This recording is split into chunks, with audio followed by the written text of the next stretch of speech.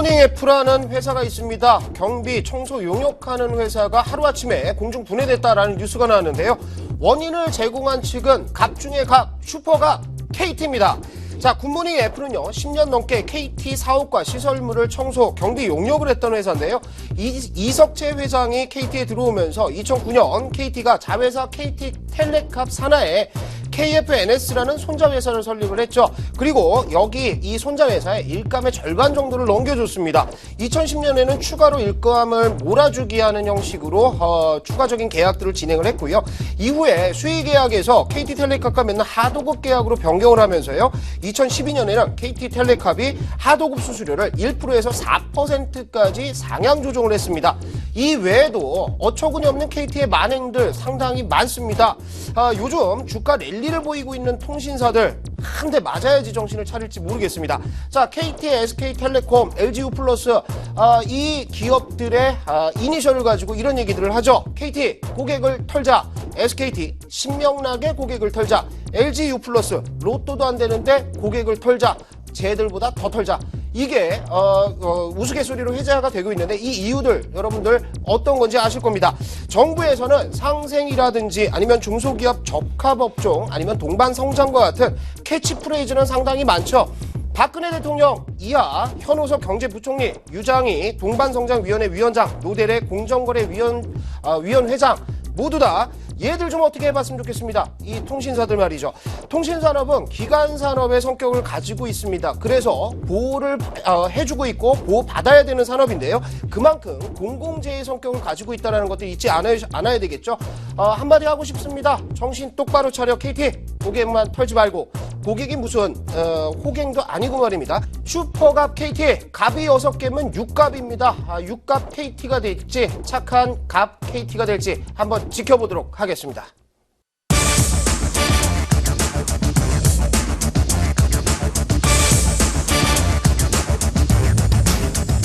우리나라 영어 교육 열풍 어마어마합니다. 스펙 쌓기가 도를 넘어서요. 토익 기본 800점 이상 되어야지 이력서를 넣을 수 있다는 어처구니 없는 세상이 되고 있습니다.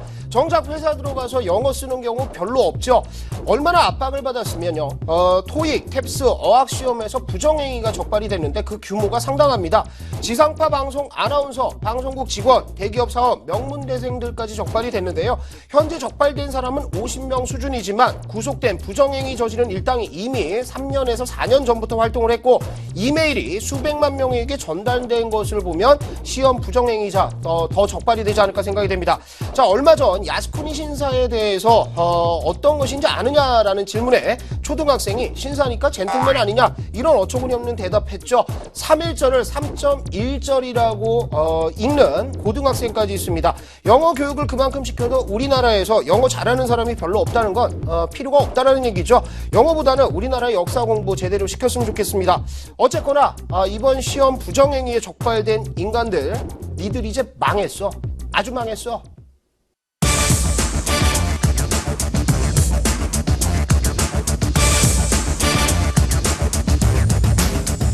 자, 열흘 전이죠. 어린이 타이레놀 현타객이 불량품일 가능성들이 많아서 논란이 시작됐고 결국에는 리콜 사태가 났습니다.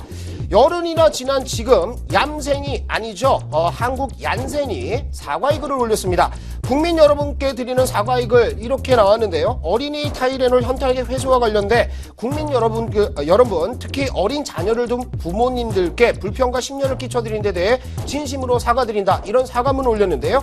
문제는 아세트아미노펜의 함량이 기준치보다 더 많이 함유된 제품들이 유통이 됐다는 겁니다. 불량 제품을 발견하고도 유통을 했다라는 의혹들도 있는데요. 안 걸렸으면 회수도 안 하고요. 사과도 안 했을 법한 그런 상황입니다.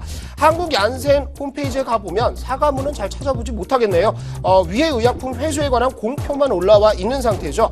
홈페이지에 들어가 보면 이런 것들이 있습니다. 따뜻한 나눔, 폴 얀센 장학금, 되게 착한 척 많이 하고 있는데요. 불량품인 줄 알면서 유통시켰다는 의혹, 철저한 수사가 필요할 것 같습니다. 특별 약사 감시가 진행되고 있어서 한국 얀센 화성공장에서 제조되는 모든 의약품의 제조 및 품질 관리 실태 전반에 대해서 감시에 착수를 했는데요. 결과 한번 지켜보겠습니다. 자, 요즘 119나 112에 장난 전화 거시는 분들 많죠. 또 다산 콜센터 같은 데 전화해서 전화 받는 사람들에게 장난이나 폭언 일삼는 분들 많습니다. 오늘 새로운 전화번호 하나 알려드립니다. 한국 얀센 대표번호 02-2094-4500번입니다. 여러분들 여기 가서 놓으세요.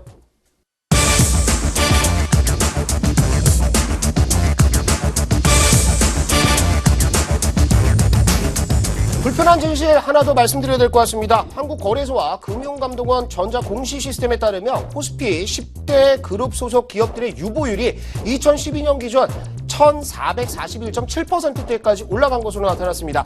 2008년보다 500% 이상 증가를 했는데요. 재벌그룹 유보율의 1위 압도적입니다. 롯데그룹입니다. 유보율이 1000단위가 아니죠. 14,200%를 넘어가고요. SK그룹이 5,900%, 포스코가 2,400%, 삼성그룹이 2,200%를 넘어가고 있습니다. 기업의 적극적인 투자가 진행되지 않는다는 것은 아직 경기 회복에 대한 판단이 안 선다는 뜻이죠. 그런데 말이죠. 첫 번째 이슈로 다뤘던 KT와 같이 돈이 그렇게 많은 대기업들이 왜 이따일까 한번 생각을 해보도록 하겠습니다. 유보율이 당당히 1위인 롯데그룹, 요즘 들어서 추문이란 추문 다 내고 있습니다. 편의점 점주의 잇따른 자살, 그리고 롯데와 같은 대기업의 횡포와 허위라고 볼 수밖에 없는 상권 분석들 문제가 많이 됐었죠. 여기에 롯데그룹 계열사인 세븐일레븐은 가맹점주에게 안티카페 활동 금지, 방송 출연 금지, 방송 인터뷰 금지 등의 조건을 담은 확약서 서명을 요구하고요. 그 대가로 수천만 원대의 계약 해지 위약금을 몇백만 원 수준으로 깎아주었다는 사실이 적발이 됐습니다. 롯데백화점에서는 입점업체 여직원이 투신 자살하면서 이에 대해서 인터뷰 금지 항구령이 내려졌는데요. 숨기면 다 된다, 돈이면 다 된다, 협박하면 다 된다는 게 롯데와 같은 대기업의 마인드인 것 같습니다. 자, 지니계수를 한번 살펴볼까요? 지니계수는요, 인구 분포와 소득 분포와의 관계를 나타내는 수치죠. 0부터 1까지의 수치로 1에 근접하면 불평등이 심화된다는 것이다. 이렇게 보시면 좋을 것 같은데요. 우리나라는 1996년이죠. 지니계수가 0.295 정도로 상당히 양호했습니다. 그런데 2000년 들어서 0.352, 그리고 2008년 기준으로는 0.371까지 증가하는 모습을 보였습니다. 2011년 종합소득세와 근로소득세 기준 상위 1% 부자들이요, 전체 소득의 12%를 싹쓸이합니다. 비교를 한번 해드리면요, 1997년에는 전체 부의 6.5% 정도를 가지고 있었다라고 하죠. 국민이 잘 살지 못하면 결국 기업들도 잘 나가지 못한다는 거 모르는가 봅니다. 대기업들에게 과도한 투자를 강요하는 것들은 아니지만요, 적어도 돈 쌓아놓고 떵떵거리기보다는 일자리 창출, 사회 공헌 활동에 지금보다 더 힘써야 할 때가 아닌가 생각합니다.